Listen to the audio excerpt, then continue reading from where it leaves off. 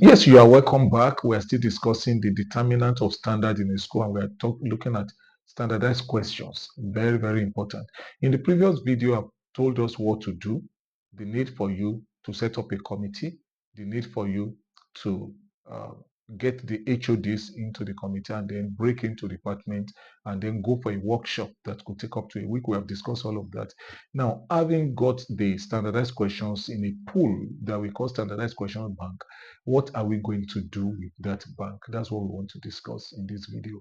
Now, the first thing you are going to do is you are going to put it in soft copy. I expect that all that we have been doing will be in soft copy so that it becomes archived in the school digital infrastructure space. So once it is archived, the teacher can always go for it. For all our examples, we use from these questions. For all our classwork, we use from this pool. For all our CA tests, we use from this pool. For all our intern examinations, we pick questions from this pool. And for all our mock questions, we pick from this pool. So the standardized question banks become the pool that supplies us for all things that we want to do. And so the students get used to standardized questions right from their foundational years. Now, someone will want to ask me, it's like you are talking more about WAEC, you are talking about UTME, you are talking about NECO, GSI, GSI. What of primary school students? It's not applicable to them. It is. So what we are saying is as they are getting to grade 3, you begin to use common entrance questions to prepare them.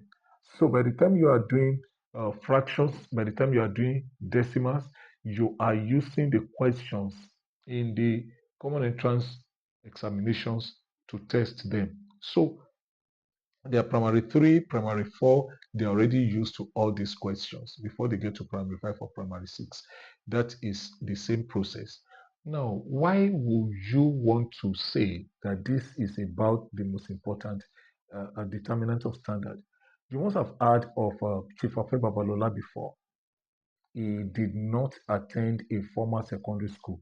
That means all the things that we have outlined before as our determinant of standard, like the school space, the school plans, the infrastructure, the instructional materials, the aesthetics, the teachers, and all of that. That means they did not play major role. What play major role is the fact that he had a teacher who was who was interacting in with standardized questions from GCO level, GCA level. So without going through 4 walls of a secondary school, he went to write GCO level, he passed. He went to write GCA level, he passed, because all he has been practicing with all the while has been standardized questions. That is why I said it is the most important, and we just need to narrow down to that.